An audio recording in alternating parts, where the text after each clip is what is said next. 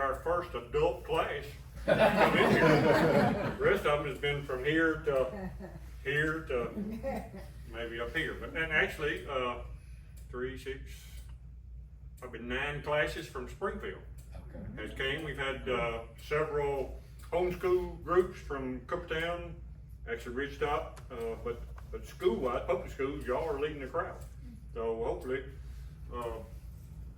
y'all can talk more than me when you get back home and get anywhere, because I reckon the end of school's coming and we still take them. If we got the date open, we're good.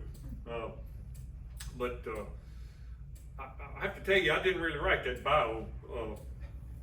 Well, it's a nice one. Well, I know. I don't know if I'm that good. Don't you say a word over in the corner. He's not one of y'all. He's one that lives out this way. But anyway, thanks for coming anyway. The reason we got this here, we built this in '85. My dad got the contract, $30,000 to build this fire hall. It was a 1-room block building. You go, of course that door wasn't there, but you would take the truck out that way. We kind of outgrew that from '82 to '85, and so '85 this building come in. We stayed in here till 2000, 2001, when we built the one up on the highway, which we're still there. This, after after 2000, Public Works, which City of Ridgetop, not much Public Works, like 2 people. So that was 1 truck and maybe 2 trucks every once in a while, and then a little bit, mostly junk. Well, after we built in '18, we built them another one up there next to Water Tower behind the park, Bobby Rock Park. And this became a junk hole. And if it didn't move and it was ugly, it got thrown in here and shut the door. So probably 2021 we was on the board, and or just actually got off board. I was mayor 16 to 20, and then I was off 21. Well, COVID, we held over a little 21 because I was in November. And so in the meantime, me and Mark Johnson, some of y'all, he used to be mayor several years ago, 26 to 210, and again. So we finally came up, since the train town used to be right here, the whole town used to be right here. That was the exciting thing. And then when this building, when we cleared it, and we finally took it to the board, like I said a while ago, and they voted okay. They didn't know what we was gonna do with it, or how we was gonna do it, which we'll talk about a little later. And anyway, so board okayed it, and from then we was off to cleaning it up, which took 2 or 3 dumpster loads, and some of them went to Shrum, but it was starting to turn. We even took down the ceiling tile, which I tell you how cheap we was. Years ago when Greenridge Church of Christ up next to Sonic in Greenbrier changed their panels out and actually merged with Ridgetop, we brought these down here and put them in this building. Tile, everything. So we had to take it all back down, paint it, put it right back up. So we're getting our money's worth out of it. But it's just been all of us, and it wasn't one person. Meredith Hall, I'm gonna jump back and say my wife is Smiley and runs Smiley Produce down here on the highway. Well, if you look going back towards Springfield tonight, the light should be on it, and it's a train coming out of the tunnel, pretty much like that. Got a sign over it, tunnel, Ridgetop Tunnel, 1902, I think, may have a 1905 on it too. But we thought we had the best opportunity in something that nobody's got, the tunnel that goes under Ridgetop. And a lot of people that live in Ridgetop don't have a clue. Well, they still use it today. If you live in Springfield, y'all know a few years ago, probably 7 or 8, they doubled the track on the other side of Greenbrier, and you could walk through the tunnel when I was little. But now, since they got the double track, once one comes out, the other one's coming back, so you don't have a prayer getting in or out. If you're standing right here at this door and look towards the nursing home, back up towards the street light, you'll see a big white dish. Right on the left of that is about a 12 by 16. That's the midway point of the tunnel. Goes down 189.5 feet down to the tracks, down to that track. So when we leave tonight, if it's quiet like this outside, and you'll hear it blow at the park up in Greenbrier, or you'll hear it blow right before it gets into coming through Baker Station. And you can hear it whoosh. Of course, it don't blow it inside, but you can hear the whoosh come out of that air shaft. Oh. It's pretty neat. And especially when it's dead quiet during the winter. I mean, but I cut that off. So after the board granted us and we decided what we was gonna do, of course, then Mark used to have a train like you did and a few others you did that went around your Christmas tree, an oval, that's it. So he's the only one of the bunch out of 5 of us that had it. Of course, another McCall Johnson is his brother, so they had to share it. So that didn't go good with it. They always argue. So that's where we kind of got the idea of, and plus, since the whole town was here, we'll go ahead and bring in, get these 2 pictures. Got it. These are 2 original. We can turn that around. I don't. This one here is, I'm gonna say, they called it community center. It's just an octagon building. Had kind of like a big porch all the way around it. They had dance halls there. My daddy-in-law, Ted Smiley, he remembers it. He's nanny. So if you stand at the door again and look straight across the street, roads here, that flat spot, that's exactly where it sit. Just straight, that's how close it was. All right, he was telling me, of course he'll come up with something every once in a while. He'll say, if you had a skate, wasn't lucky enough to have 2, but if you have 1 skate, you put a book in it and then sit on it and ride around that up. That was it. And he didn't say many people had skates. They had a skate. This here is on the opposite corner of us. It used to be it was a church, but this is the original here. And this is the front porch of H.J. Phillips store. I've got a framed. I framed it now. I was remodeling a house, and it's kind of an advertisement. And it's got the whole store, and up here in red, it's got H.J. Phillips. But I found it in between thick wallpaper. We were tearing a room out, and that just happened to fall down, and this was still sticking on the wall. Not this, but what I got was over there. Now, if you look, I'll hand this around. Y'all can look at it. What was over here to the right? And we back up. This is a wedding picture. All the ladies are in it, and this is Mark's mother right here on the outside. I reckon this one right here is getting married. I do not know, but there's a kind of a wedding shower coming up. Over here was a water trough, and also where you tie your horses up, and that was right across the street over here when they had it. The other store was Rob's store, which the Robs live. She lived down the road in Bobby Rob Park, which is named out of after. It's still up and it's going good. So, but he put a lot of time in this city too.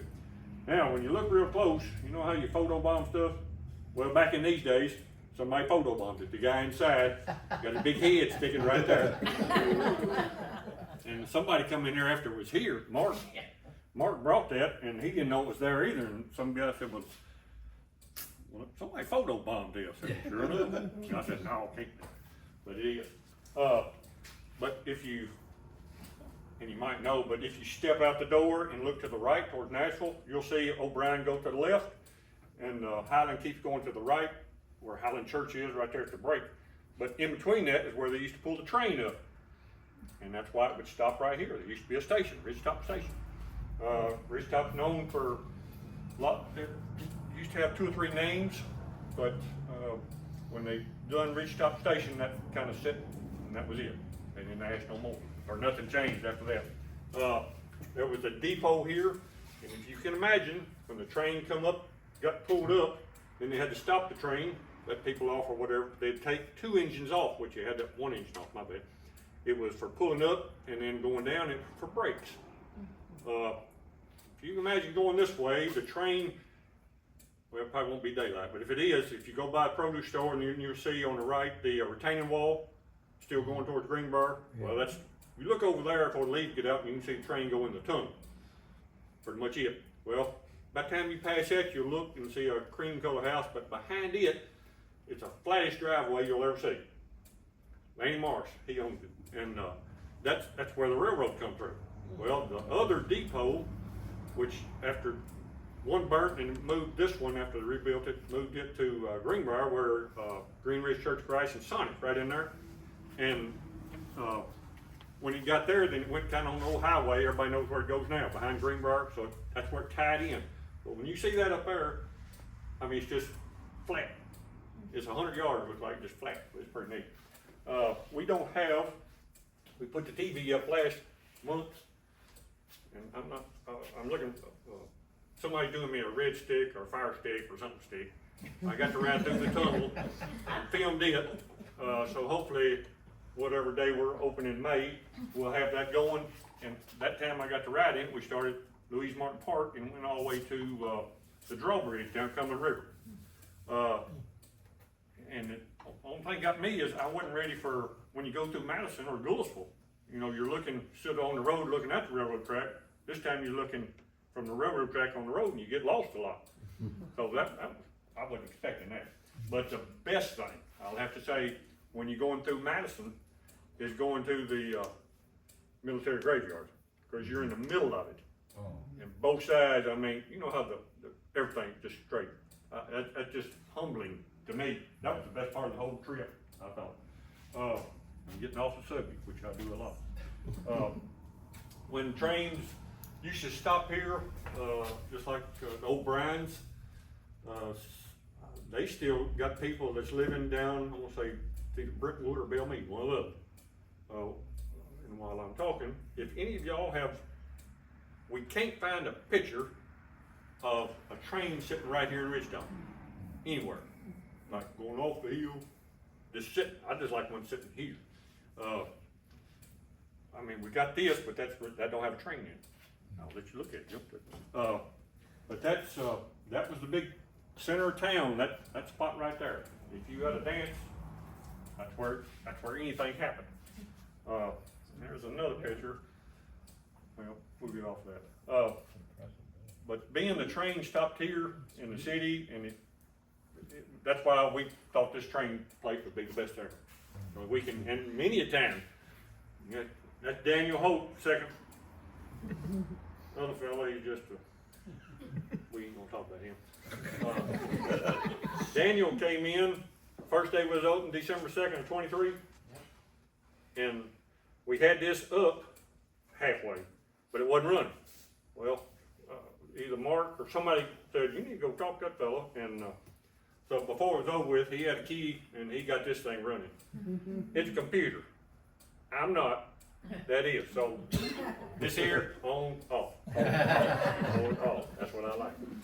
But we've had a lot of fun. It amazes me because quite a few kids that have been autistic that come in and they'll sit there and stare at that train and stare at it. And of course, I just do it and I'll say, now if you push this, and they're scared of me from my voice. And finally they'll do it and then they'll start talking to me. And if a train comes by, of course I got to bend over because I don't hear good. And he said, you know what's a 2684?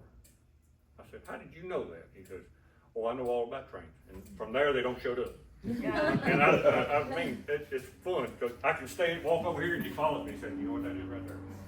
Because it's one of the same ones on the bumper cars. He come back to me later that day when the nerd bunch was here and he said, you know, one of them don't have a head on it. I said, oh. I didn't know. He took it off, we ain't found the head yet. So, and can't nobody get to it. 90% of this stuff is donated. I know y'all can't see everything, but the top left picture with the man and woman standing, Mr. Jack, they lived out in Brentwood and starts with R, gated community, golf course, can't think of it, don't matter. That one over there, that came from his house. They moved back to New Jersey to be with the grandkids. And she said, you're not taking that back, no room up there. So it stayed for sale on Marketplace, I was told for $5,000. And every time somebody called me, because it went from Brentwood to Old Hickory to White House, and somebody finally called me and says, there's a train for sale. I said, well, that's fine, but we don't have no budget. And so that went on for 2 months, and finally the guy in White House called again and said, well, he can't find no buyers. I said, well, that's sorry, but I can't afford it. So we went through that, and he called me like a week later, and it was on a Friday, and he said, this man wants to talk to you. I said, okay. And he said, I still can't afford it, but, so I called him on a Friday evening. He said, well, can you come down and look at it? I said, I'd be glad to come down and look at it.